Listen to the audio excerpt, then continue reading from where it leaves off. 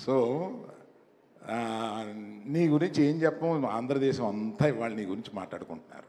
నేను కొత్తగా ఏం చెప్పం, అంతమందిని నిన్ను ప్రేమిస్తున్నారు, నిన్ను ఎక్కడో నెత్తిన పెట్టుకుంటున్నారు, కానీ నువ్వు ఎక్కడో వెళ్ళి కూర్చున్నావు, వచ్చి మా అందరితో పాటు ఉండాలి కదా ఇక్కడ. థ్యాంక్ యూ వెరీ మచ్ పల్లవి.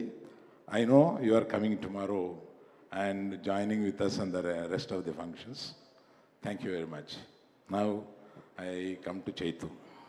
నేను రిలీజ్కి ముందు అంటే ఇది సాహసం అవుద్ది.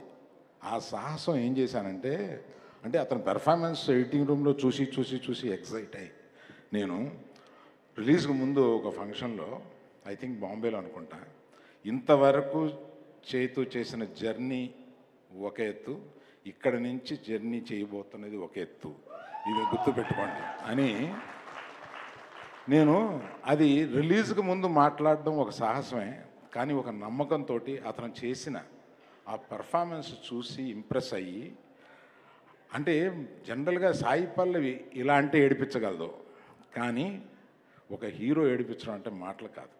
అటువంటి సీన్ ఆయన రాయగలగాలి, అటువంటి సీన్ ఈయన చేయగలగాలి. నాకు ఎడిటింగ్ రూమ్లోనే తను ఆ ఇన్విటేషన్ కార్డు, తనకి కాబోయే భార్య కాకుండా ఇంకొకళ్ళు చేసుకుంటున్న ఇన్విటేషన్ కార్డుని చూస్తూ అతను లెగిసి ఒక 5 నిమిషాల పాటు పర్ఫార్మెన్స్ చేసి చించేశాడు. That is peak of his performance ఆ సినిమాలో. అది చూసి అబ్బో చైతు, మనం ఏదో అనుకున్నాం కానీ ఏదో చేశాడు అన్న ఫీలింగ్ వచ్చింది. Thank you Chaitu for making such a great effort. ఎందుకంటే మేము కూర్చొని మాట్లాడుకున్న దాంట్లో ఈ సినిమా ముగిసే వరకు ఇంకో సినిమా ఎప్పుడుంది ఎక్కడుంది అని కూడా నేను ఆలోచించను. ఎందుకంటే మేము రిక్వెస్ట్ చేసాం, ఇది 1 సంవత్సరం పట్టచ్చు, పైన పట్టచ్చు.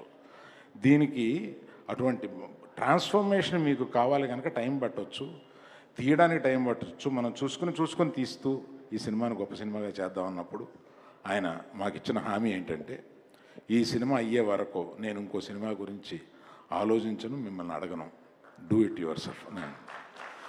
So those things are great things. I still remember that day when I sat with you. Thank you very much for that assurance. And thank you for one more thing. ఇవాళ మీ భార్యని ఇక్కడికి తీసుకురావడం మాకు మహదానందం అయింది. మొట్టమొదటిసారిగా మీరు ఒక పబ్లిక్ ఫంక్షన్